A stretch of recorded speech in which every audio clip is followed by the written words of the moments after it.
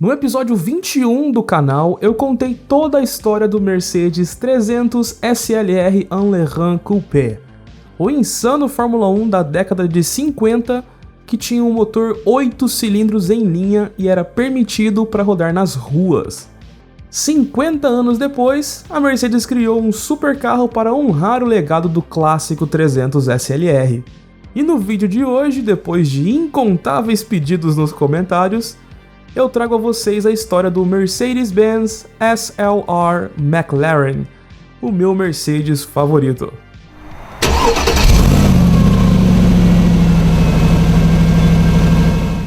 Ritual padrão do canal. Vamos voltar mais de 20 anos na história automotiva.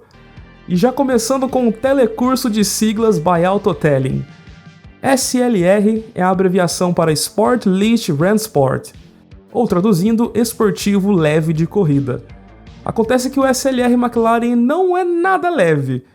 Ele pesava 1.768 quilos. Seu nome SLR claramente é uma homenagem ao 300 SLR clássico. Mas se fôssemos levar ao pé da letra, o SLR McLaren seria na verdade um GT. A definição original de um carro GT, um Gran Turismo, que foi criada, se eu não me engano, pelos italianos, seria um carro meio termo entre luxo e esportividade. Um carro com todo o conforto e requinte para pegar a estrada, com uma suspensão que não seja tão dura quanto a de um carro de corrida, para não te causar uma hérnia de disco, mas ao mesmo tempo, na dianteira embaixo do capô, um parrudo de um motor e um conjunto todo capaz de entregar a esportividade no mais alto nível. Essa seria a definição correta, e que eu concordo, para um carro GT. E para mim o SLR McLaren ele é até leve, pensando num Mercedes de 20 anos atrás, ao mesmo tempo que ele é um GT perfeito, melhor que muitos GTs modernos. E para finalizarmos o telecurso Autotelling das siglas, seu nome é SLR McLaren, obviamente o McLaren vem da empresa britânica, mas especialmente da McLaren de Fórmula 1. Em 1995, a McLaren encerrou sua parceria não muito vitoriosa com a Peugeot, para fechar um acordo com a Mercedes. A Mercedes vinha de uma parceria com a Sauber, o que gerou o retorno triunfal da Mercedes ao automobilismo com o clássico Sauber Mercedes C9, do grupo C de Le Mans. Esse que também tem uma história que eu quero trazer pro canal ainda.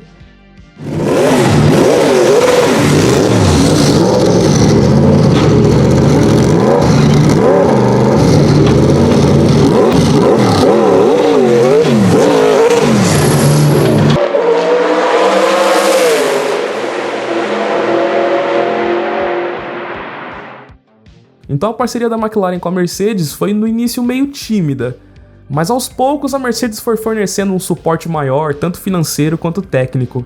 Apesar de nos primeiros anos não terem chego a vencer, em 1998 atingiram a glória. Naquele ano de 98, os incríveis pilotos David Coulthard e Mika Häkkinen receberam um carro que explorava algumas brechas no regulamento, projetado pelo também incrível Adrian Newey. Time humilde, né? Além dos nomes de peso no volante e nos projetos e o apoio da Mercedes, em 98 também foi o ano que a Williams perdeu a parceria com a Renault. Aquela era a brecha perfeita para a McLaren voltar a brigar por títulos. David Coulthard e Mika Häkkinen venceram 5 das 6 primeiras corridas daquele ano, com o título sendo conquistado por Häkkinen e Michael Schumacher em segundo. Esse carro da McLaren, o McLaren MP413, para mim é um dos carros mais bonitos de todos os tempos da Fórmula 1. E é outro carro que eu ainda quero fazer vídeo aqui no canal, para contar sobre os 2 pedais de freio.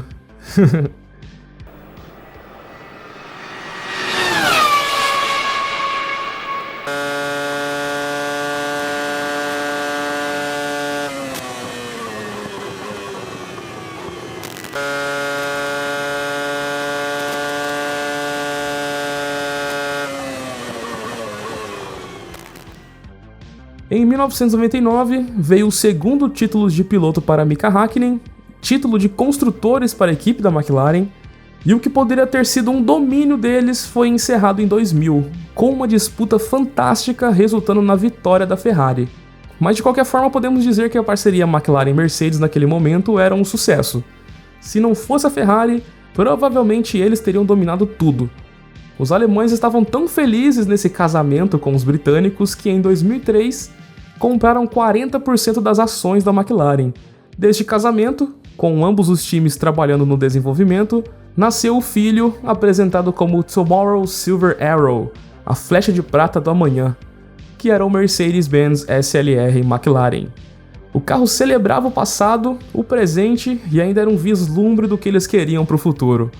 Para o meu gosto pessoal, no quesito design, esse carro é simplesmente uma obra-prima. Tem os faróis redondos que já vinham na classe E da época, tinha esse vinco no capô, claramente uma referência aos Fórmula 1, tinha essas rodas parecendo as pás de uma turbina. Desde o seu lançamento, eu passei boa parte da minha infância simplesmente adorando esse carro. Ele é grande, imponente, exótico, é perfeito, eu puxo o saco mesmo. Ainda mais que durante a minha infância, todos os jogos de corrida que eu gostava tinham o SLR lá. Não dá pra eu ficar citando aqui todos os jogos de corridas e filmes que o SLR McLaren apareceu, então eu vou apenas mencionar uma coisa. Driving Mission 34, Gran Turismo 4 de PlayStation 2. Se você entendeu o que essas palavras significam, comenta aí embaixo, vamos compartilhar o sofrimento.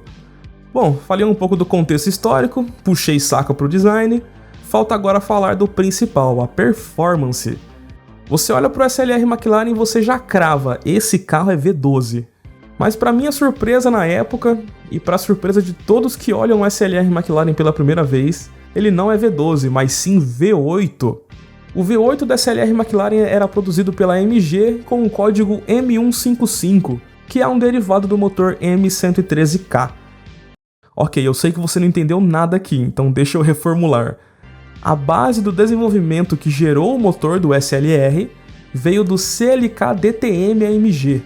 Então acho que agora você entendeu que ele não é um V8 qualquer. Eu falei do motor que serviu de base, o M113K, e se você conhece um pouquinho da Mercedes, você já entendeu o que é esse K no final. Pois bem, é exatamente isso que temos aqui no SLR McLaren, um V8 de 5.4 litros sobrealimentado com um supercharger de alumínio que gerava até os 23.000 RPM, gerando 0.9 bar de pressão. Entregava 626 cavalos a 6.500 rotações por minuto e 78 kg força de torque entre 3.250 e 5.000 RPM. Agora você entende de onde veio o ronco maravilhoso do SLR McLaren.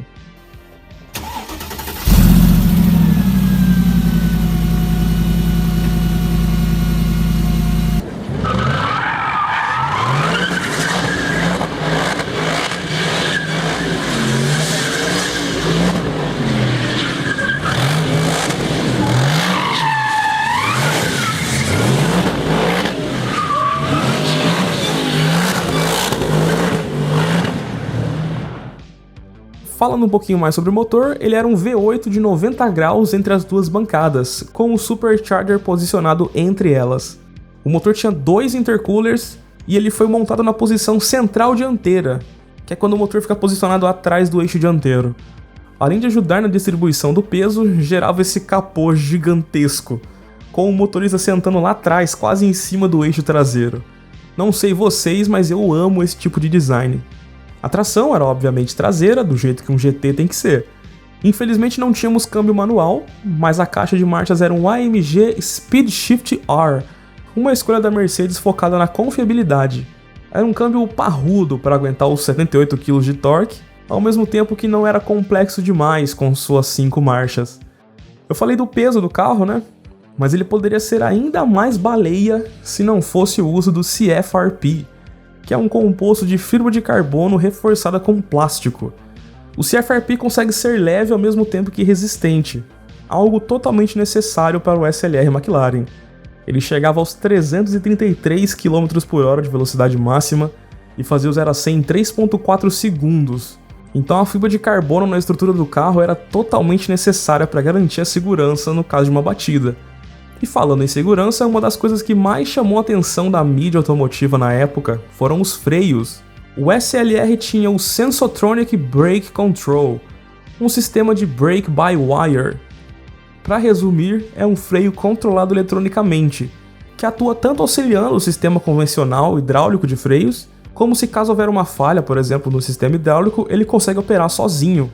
Isso somado aos enormes discos de 370 mm feitos em carbono cerâmica, capaz de operar em até 1200 graus, e com as pinças de 8 pistões, gerava uma potência de frenagem absurda para o SLR. E uma outra coisa que sempre me chamou a atenção no SLR McLaren eram as 4 saídas de escape, 2 em cada lado, logo abaixo das saídas de ar na lateral. Quando eu era criança eu sempre me perguntava o motivo dessa decisão, mas eu sempre achei da hora. Até que um dia eu finalmente li uma revista que explicava o motivo. O assoalho do carro, especialmente o difusor traseiro, tinha uma aerodinâmica extremamente trabalhada. Então por conta disso, o escapamento na traseira destruiria o trabalho do difusor. E para complementar a aerodinâmica, também tinha aerodinâmica ativa, com a asa traseira podendo chegar até 35 graus de inclinação para gerar um ganho de downforce. Se não bastasse todos esses motivos que eu listei aqui para o SLR McLaren ser um carro memorável, em 2006 a Mercedes ainda chutou o balde trazendo a versão 722 Edition. O motor recebia uma nova calibragem para entregar 659 cavalos e 82 kg de torque. O carro ainda foi rebaixado em 1 cm e ganhou um novo acerto de suspensão, um pouco mais rígido.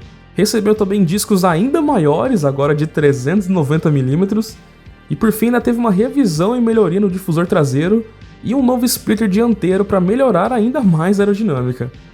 Ai, eu não me canso de ouvir esse ronco. Bruto pra caramba.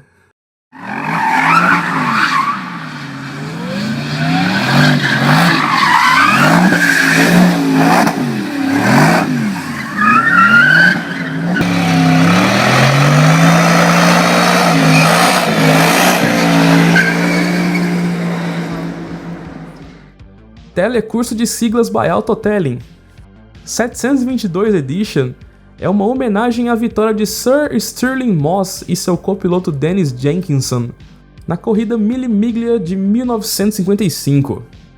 Como o nome sugere, a corrida tinha uma duração de 1000 milhas, ou arredondando 1600 km.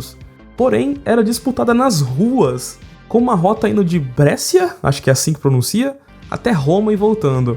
Dizem que a corrida é a mais bonita do mundo. E a 22ª edição, que foi vencida por Sir Stirling Moss pilotando um 300 SLR, ocorreu no dia 1 de maio de 1955, e o horário de início foi às 7 horas e 22 minutos. Por isso, 722 Edition, uma linda homenagem. O ano seguinte, 2007, foi um baita de um ano para o SLR McLaren, com 3 novas versões. O SLR McLaren Roadster, um lindo conversível baseado no SLR original, e a nova versão 722S, uma versão conversível do 722 Edition. Os motores são os mesmos de cada versão com teto nas versões Roadster, mas o carro era levemente, entre aspas, menos rápido, porque todo carro conversível naturalmente fica mais pesado, porque eles têm que incluir vários reforços estruturais para aguentar a ausência do teto. Ainda mais tratando de um esportivo, eles não podem comprometer a rigidez torcional do carro, né? Então, naturalmente, o peso fica maior. E a terceira nova versão apresentada em 2007 foi o SLR 722 GT, uma versão de corrida. E olha se não é para confundir, o carro que é de fato a definição de um GT se chama SLR, e o carro que de fato seria a definição de um SLR, um esportivo leve de corrida, ganhou o sobrenome de GT. Vai entender essa Mercedes, né? Mas enfim, o SLR 722 GT tinha o mesmo powertrain do 722 Edition, mas agora com uma pimentinha a mais, 680 cavalos e 83 kg-força de torque. Além disso, todo o acerto do carro foi feito especialmente para as pistas, incluindo uma cirurgia bariátrica. O carro ficou 400 kg mais leve que a versão de rua. Até onde encontrei registros, ele foi vendido apenas nos Estados Unidos, fazendo parte da categoria monomarca ou SLR Club.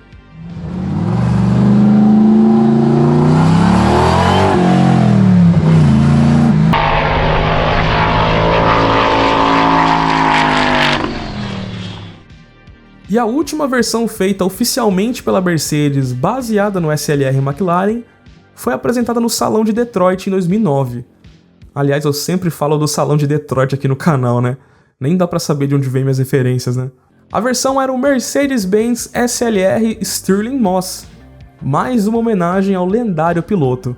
O carro tinha o mesmo motor do 722 Edition, mas agora em uma carroceria barqueta.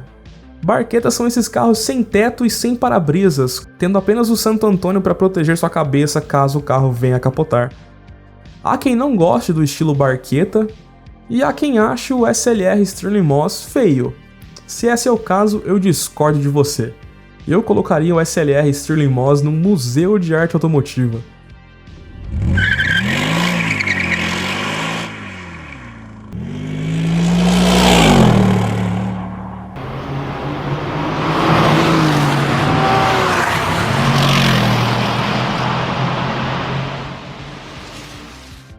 E para encerrarmos esse vídeo, em 2009 a Mercedes encerrou sua parceria com a McLaren, vendendo suas ações, como parte da reestruturação depois que a fusão Daimler-Chrysler foi desfeita.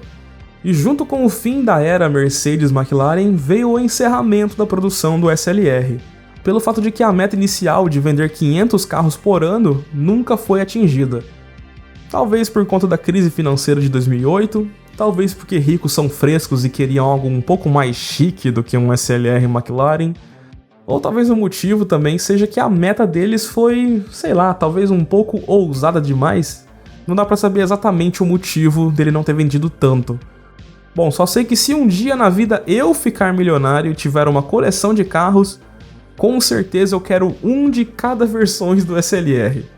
Mas me diz você, de qual você gosta mais, dos SLR ou dos sucessores, o SLS e o AMG GT? Comenta aí qual seria a sua escolha. E se você gostou desse vídeo, já sabe, se inscreve aqui no canal, torne-se membro se tiver condições, e se tiver com um tempinho de sobra, assiste esse vídeo aqui onde eu conto a história de como a Chrysler quase lançou um carro mais rápido que o SLR McLaren, mas não tão bonito. Fico por aqui, na voz Kelvin Farias, do canal Autotelling. Muito obrigado e até o próximo vídeo.